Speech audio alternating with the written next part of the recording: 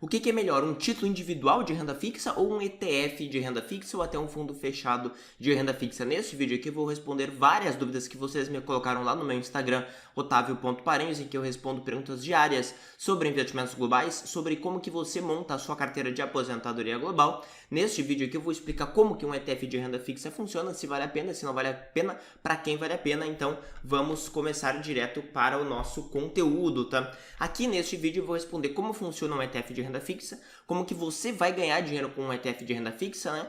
As vantagens e desvantagens tributárias, para que situação serve ou não serve, e se ele é melhor ou pior, né, do que títulos individuais de renda fixa.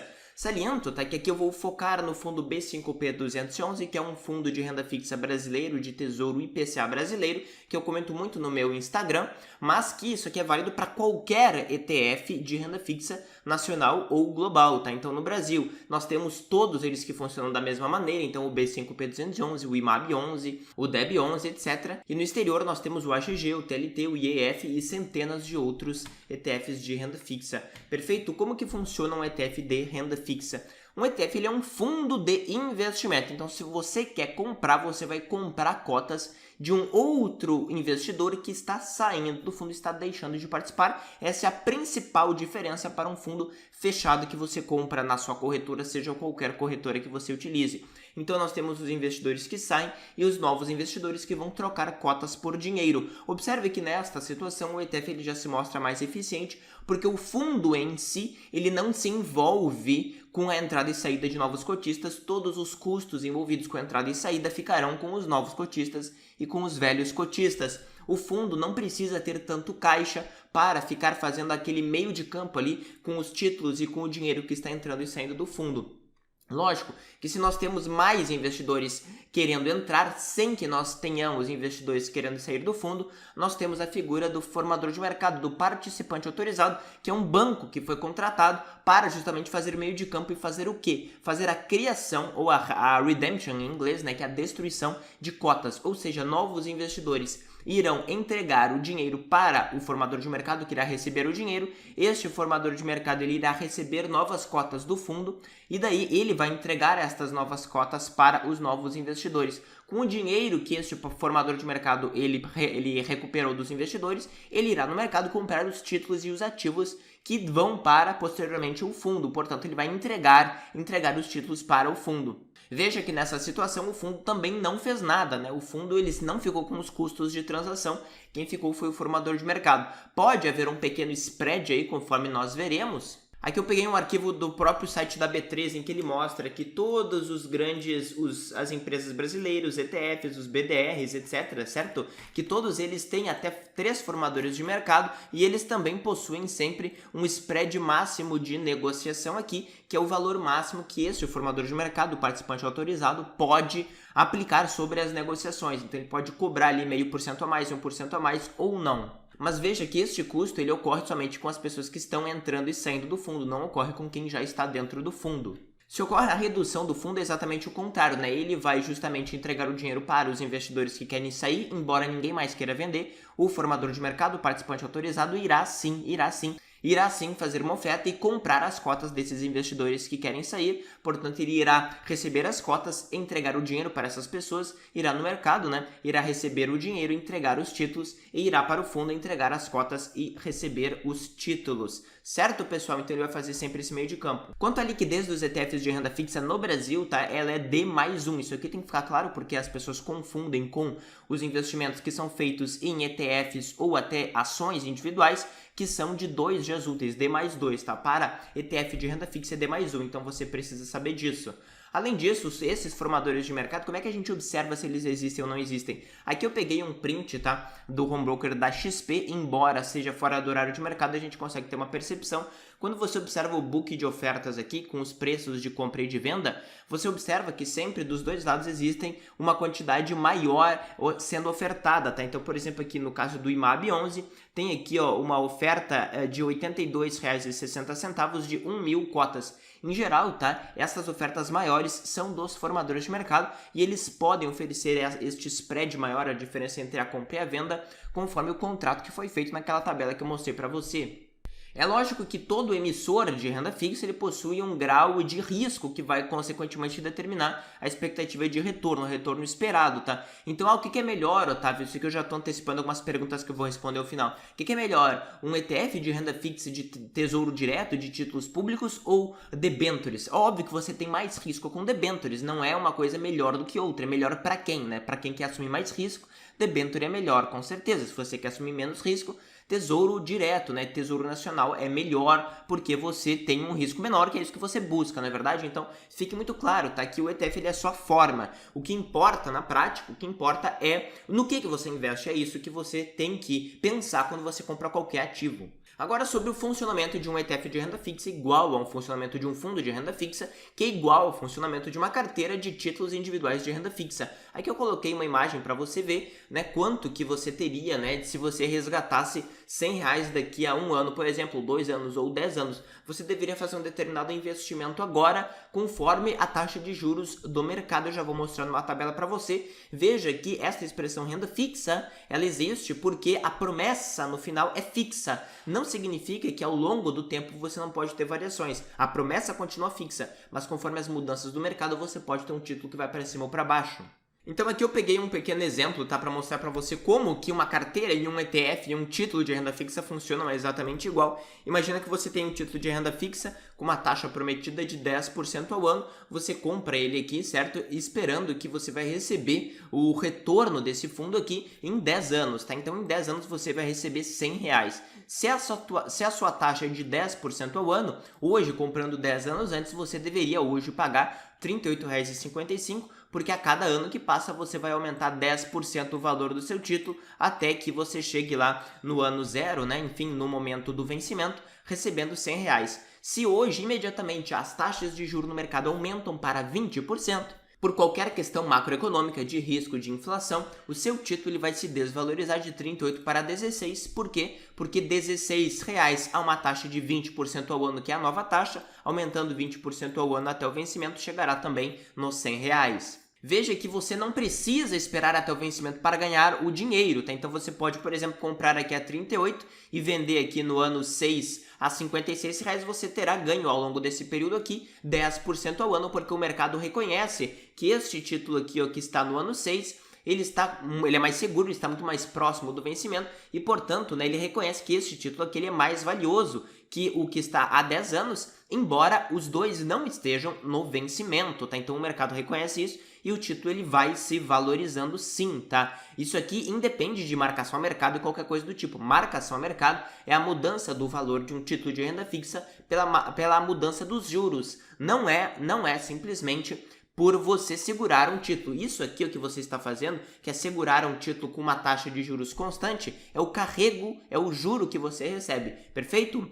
Veja que é perfeitamente possível você segurar um título, certo, do 38 até o 56 e neste ano aqui ocorreu uma crise e as taxas de juros dobrarem e esse seu título aqui que estava no ano 6 valendo R$56, ele passa a valer 33. Veja que você investiu 38 e agora você tem 33. Ah, Otávio, eu perdi dinheiro nessa situação. Sim, você perdeu, mas agora na mão você tem um título que tem uma expectativa de retorno de 20% ao ano até o vencimento, certo? Então você tem um título mais valioso. Ah, então é possível, né, eventualmente, quando você tem um ETF de renda fixa ou um fundo de renda fixa fechado, que você perca dinheiro, sim, durante certo tempo, sim, tá? Só que veja que nessa situação você tem um título que tem uma expectativa de retorno bem maior, tá? Então, à medida que o tempo passa, o tempo necessariamente aprecia os títulos. Lógico que a marcação a mercado com o aumento do juro pode depreciar os títulos. Então você pode ter uma depreciação temporária por marcação a mercado,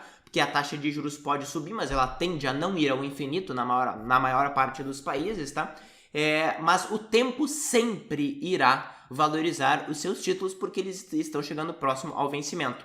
Ah, Otávio, mas isso aqui não é uma garantia de que eu vou receber o meu retorno na minha renda fixa, no meu fundo de renda fixa, no meu ETF de renda fixa. De fato, não há garantia, da mesma forma que não há garantia de você chegar aqui e você receber. Você pode chegar aqui um dia antes, né, do ano zero e você tomar um calote. Isso é totalmente possível e é isso que precifica esse aumento dessa taxa de juros aqui, a probabilidade de calote, não é verdade? Então, apenas para deixar muito claro para você que o risco que você tem de segurar um título de renda fixa considerando o mesmo emissor emissor é igual, né? Só o que muda é o prazo, que conforme vai chegando, né, ao momento do vencimento, você reduz o risco do título, tá? Mas veja que, tecnicamente, o emissor ele é o mesmo e o risco de calote, tecnicamente, ele é muito parecido.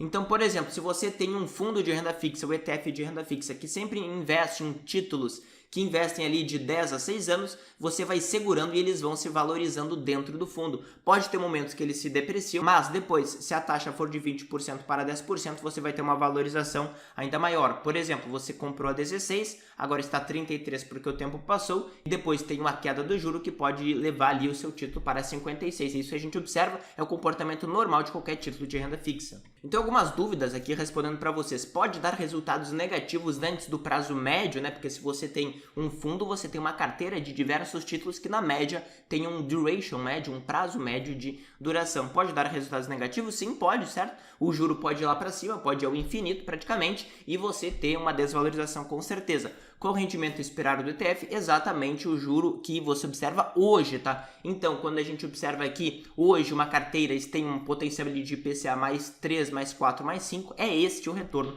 que você pode esperar.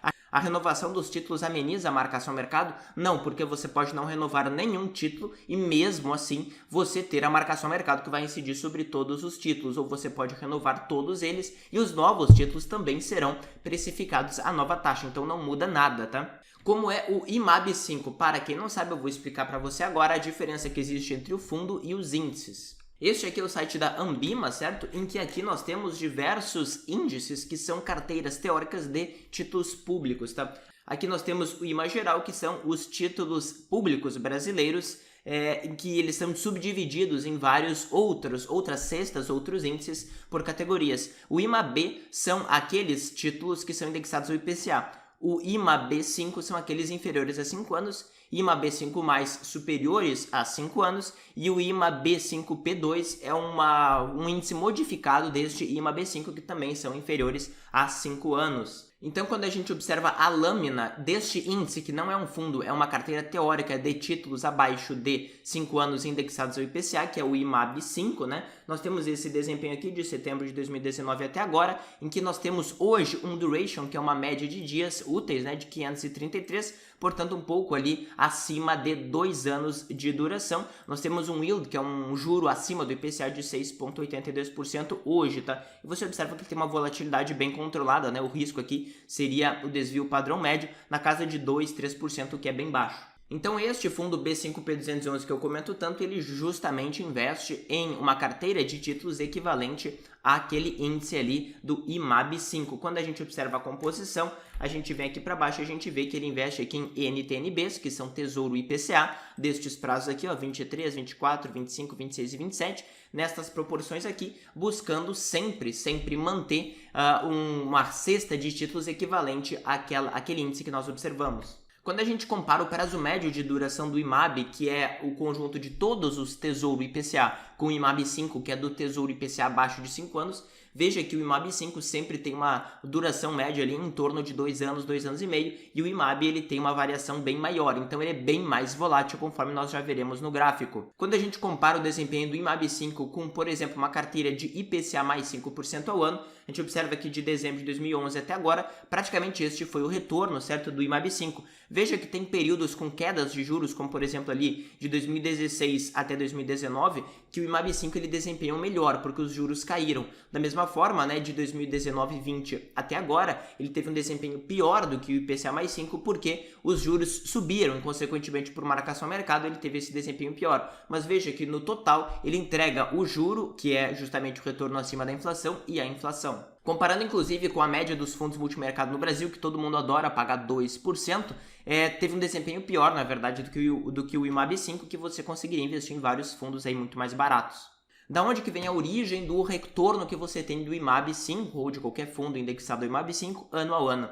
basicamente de três fontes: da inflação, que é prometida para você, do juro, né, que é o carrego em laranja aqui, que também é prometido para você, e a marcação a mercado, que é o que eu mencionei, né, a variação dos juros. Observe que em determinado ano, por exemplo, em 2013, o retorno pode ser bem mais baixo porque teve o quê? Um aumento, né, um aumento das taxas de juros naquele ano e, portanto, né, uma desvalorização do título por marcação a mercado. Mas veja que ao longo do tempo ele sempre vai entregar a inflação, vai entregar o juro, não é verdade? E essa marcação a mercado, ela se anula ano a ano em média, tá? Porque o juro ele sobe, ele cai, ele sobe, ele cai, mas na média ele não vai subir para sempre, não vai cair para sempre abaixo de zero e seguir caindo para sempre, né? Isso daí não existe, ele pode simplesmente manter um platô maior no futuro ou um platô menor no futuro, mas veja que ele não fica infinitamente indo para cima ou para baixo, ou seja, infinitamente você ganhando ou perdendo dinheiro com marcação a mercado, certo? Então isso aqui tem que ficar bem claro. Ah, Otávio, em 2021 ele perdeu para a inflação. Sim, por quê? Porque os juros subiram tanto,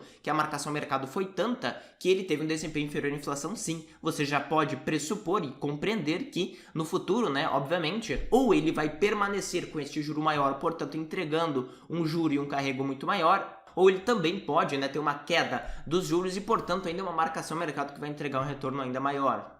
Mostrando um gráfico para você, este aqui é um comparativo que eu fiz aqui no site Com Dinheiro, tá? Comparando três fundos. O primeiro é o B5P211, certo? Que é este aqui em azul, tá? Que ele é do Itaú, que é um ETF. E dois outros fundos fechados que não são negociados em bolsa, que você pode comprar pelo BTG Pactual ou pela XP. Não sou conveniado com ninguém, com nenhuma instituição financeira. E veja que estes fundos fechados aqui tiveram um desempenho praticamente equivalente, tá? Só o BTG teve um retorno levemente superior aqui, tá? Bem de leve mesmo. A diferença de taxa de administração deles é muito parecida, né? O da XP cobra 0,30, o do Itaú cobra 0,20 e o do BTG cobra 0,20 também. A diferença foi muito pouca, né? E você observa que essas diferenças de spread, em geral, não impactam o retorno do fundo na média, tá? Aqui eu trouxe também alguns outros gráficos para você observar. Este gráfico aqui, ó, do IMAB 11, que ele é de todos os títulos indexados ao IPCA, tanto de curto prazo, abaixo de 5 anos, como de longo prazo, acima de 5 anos. Este título aqui, este fundo, ele é muito mais volátil, não é verdade? Quando a gente compara com o B5P211, apesar de ele também sofrer marcação a mercado e também poder perder dinheiro em determinado período, ele é muito menos volátil. Observe aqui ó, que de abril de 2011 até agora, o B5P211 rendeu muito mais do que o IMAB 11, que investe justamente em títulos mais longos que perderam mais pelo aumento dos juros, tá? Então, Otávio, mas eu estou observando há vários meses que o B5P211 ele não rendeu nada. De fato, aqui, ó, de maio de 2022 até agora ele não rendeu nada. Isso é normal, né? Pela variação dos títulos. Veja que, obviamente, quando ele passa por um período de platô, ele tende, né, obviamente, no médio e no longo prazo, a entregar um retorno maior, justamente porque os juros subiram e, portanto, o retorno esperado futuro ele é maior. Isso aqui vale tanto para o Tesouro IPCA como um todo, né, o IMAB 11, como também os títulos curtos. Veja que começam agora a aparecer outros ETFs de renda fixa, que este aqui é pós-fixado, é o DEB 11, ele é de debentures, não é de tesouro, ele é mais arriscado, ele é de empresas que tem uma indexação ao CDI e não ao Tesouro IPCA. Portanto, ele é pós-fixado e tem um risco muito menor, na verdade. Se você parar para observar o preço dele da cota, ele sobe ali 2 centavos a cada 2 dias. Então, ele é muito mais linear, né? Ele trabalha praticamente como o CDI, comparando com os outros títulos que são de prazos bem mais longos. O imposto de renda, como é que funciona? ETF é sempre 15% neste caso, porque a média de duração é sempre superior a 2 anos, então sempre a tributação é de 15%. Se você investir em um fundo fechado, como aquele da XP ou do BTG, tem a tabela regressiva. Se você ficar até 6 meses é 22,5% que você paga de imposto, e se você ficar acima de 2 anos é de 15% também. Um ETF, se você vender ele em uma semana, você vai pagar 15% de imposto de renda. Como que se dá este pagamento? Basicamente ele é na fonte. O que isso aqui significa? Você vendeu o ETF, a corretora irá reter o dinheiro equivalente ao imposto de 15%, porque teoricamente é a corretora que sabe, ela é que é responsável, ela é que sabe quanto que você pagou e quanto que você vendeu e, portanto, irá fazer esta retenção. Inclusive, eu mandei um e-mail para o setor do BTG Pactual para perguntar isso aqui sobre aquele ETF, o DEB11, para saber como é que funcionava, e a moça lá do RI do BTG me respondeu exatamente, ó, por ser um ETF de renda fixa, a responsabilidade pela retenção e recolhimento do imposto de renda é da corretora que faz a intermediação da operação, conforme custo de aquisição informado pela B3, vide artigo tal da Lei 13.043 de 2014. Então ela coloca a lei aqui. Desta forma, respondendo aos seus questionamentos, não, quem faz a intermediação da venda é responsável por apurar e recolher o imposto de renda do investidor, e existe a retenção na fonte de acordo com o prazo médio, né, de duração daquele fundo, e o cotista não possui a necessidade de recolher o imposto de renda adicional, caso seja pessoa física ou pessoa jurídica. Então, para deixar bem claro, você não precisa fazer nada, é a corretora que vai tirar do saldo da sua conta o valor equivalente ao imposto de renda de 15%. E também não existe o IOF, tá? Porque o IOF é um imposto que vai de 96% da sua rentabilidade até 0% da sua rentabilidade entre 1 e 30 dias a partir do investimento. Então, se você segura ali um ETF por uma semana, você não vai pagar nada de IOF, ao contrário do que aconteceria com um fundo de investimento de renda fixa, que você vai pagar ali 76% de IOF sobre o retorno que você teve. Agora eu vou tirar algumas dúvidas que algumas pessoas têm me mandaram lá no Instagram. Se você ainda não me segue lá, otavio.paranhos. O que é mais vantajoso em 5 anos? B5P211, ou seja, o ETF, ou todo mês investir em títulos individuais ali de renda fixa, com cuidado para o vencimento ser em 5 anos. Primeiro que é muito mais prático, né, você investir em um fundo, seja ETF, seja, enfim, um fundo fechado, do que você fazer isso daí com títulos individuais. Segundo ponto, é muito menos arriscado, porque você tem vários títulos e não apenas 1, 2 ou 3 que você selecionou. Além disso, o B5P211 é Tesouro Nacional, então ele é muito mais seguro do que todos esses outros títulos aqui que você mencionou, que são títulos privados e, portanto, possuem um risco muito maior, tá? Então, assim, lógico que você pode ter vantagens tributárias se você investe em títulos individuais que são isentos de imposto de renda. Se você tem um prazo curto ali até 2, 3 anos e você tem uma data para gastar, eu particularmente compraria sim, sem problema, uma LCI e uma LCA, mas de bancão, tá? Não é para você tomar risco. Ah, Otávio, eu não sei quanto tempo eu vou demorar para gastar. Então invista em um fundo que vai manter este perfil de investimento para você. Por que não fundo de debênture incentivado? É uma questão de risco, né? Ah, por que eu não compro ações? Por que eu não compro, enfim, criptomoedas alavancadas? É uma questão de risco e retorno que você pode buscar, não é verdade? Se você quer um fundo menos arriscado de Tesouro Nacional, que tem uma robustez muito maior do que qualquer outro título de renda fixa no Brasil, o B5P211 ele entrega esse resultado para você. É uma questão de risco, não é uma questão de o que é melhor, porque isso não existe. Prazo de gasto em 2 anos é uma boa? Sim, é uma boa, tá? Não vejo muito problema em relação a isso. Se você tem certeza absoluta que você vai resgatar em 2 anos, você pode comprar um título individual para este prazo. Mas se você não sabe bem, em 2, 3, 4 anos, um fundo ele tende a desempenhar muito bem. Qual o retorno esperado para quem segura o fundo pelo prazo médio de duração dos títulos? Não só para quem segura o fundo, né, durante o prazo médio, mas para qualquer prazo que você segura o fundo, você tem a expectativa de retorno da média, né, da média dos títulos daquele fundo. Então, eu segurei por uma semana e os títulos, na média, possuem ali IPCA mais 6, você tem a expectativa de render IPCA mais 6% de forma anualizada, mesmo que seja durante uma semana, 2 semanas, etc. Você não pode pressupor que haverá marcação ao mercado, você sempre tem a expectativa dos títulos do fundo, tá? Sempre vai valer o portfólio dele ou está sujeito à volatilidade do mercado?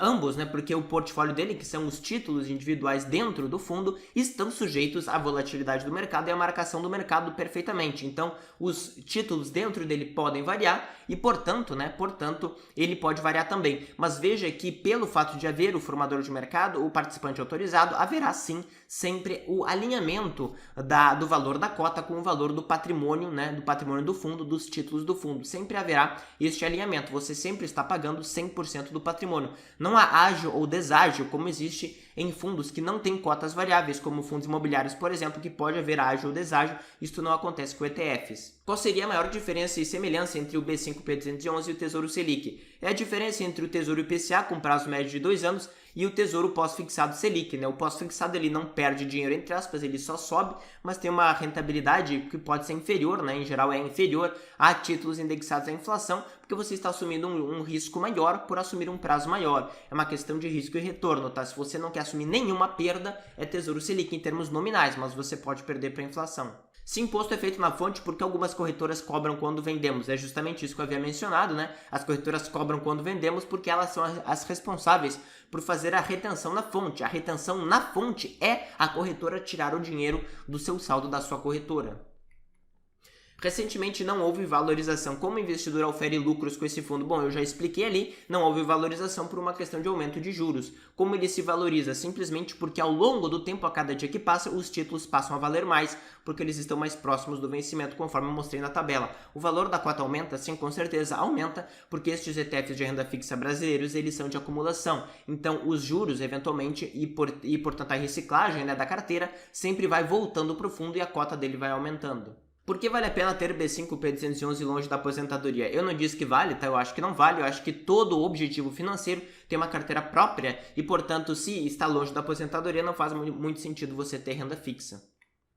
Sofro marcação ao mercado ou sempre terei os juros acumulados no período? Ambos, tá? Você terá os juros acumulados no período e você também pode sofrer marcação ao mercado. Uma coisa não invalida a outra. Inclusive, você pode sofrer marcação ao mercado e ganhar com juros e ter um resultado nulo, por exemplo. Isso é possível, conforme eu mostrei. Vale a pena fundos de infraestrutura? E a mesma pergunta, né, em relação a debentures, depende do seu objetivo, né? Se você quer assumir mais risco, sim, vale. Se você quer assumir menos risco, não vale. Não, isso aqui não é uma questão de produto, né? É uma questão de estratégia. Próximo do usufruto, é pertinente reduzir a volatilidade com a CWV, que é uma carteira de ações de baixa volatilidade, e Tesouro IPCA abaixo de 5 anos, que é o B5P211? Com certeza, acho que vale, tá? É uma carteira muito eficiente, tá? Em termos de relação em risco-retorno para pessoas aposentadas. Em quais corretoras podemos comprar? Então aqui eu gostaria de fazer o último pedido para você. Eu sei que na XP isso é possível porque eu tenho conta, mas me coloque aqui, ó, coloca nos comentários, na minha corretora é possível ou não é possível. Então entre aí no seu aplicativo e busca ali o B5P211 para você ver se é possível ou não é possível na sua corretora você comprar este título de renda fixa, e coloca, ajuda muito a comunidade aqui a todos saberem qual corretora é possível ou não é possível comprar este ETF de renda fixa. Show! E se você gostou desse conteúdo, então peço que você dê um like e compartilhe esse vídeo com mais pessoas que também precisam entender melhor sobre ETFs de renda fixa. Se você não me segue ainda, me segue lá no otavio.paranho, certo? No Instagram, e também se inscreve no canal e ativa as notificações para você não perder nada que eu coloco aqui. Valeu!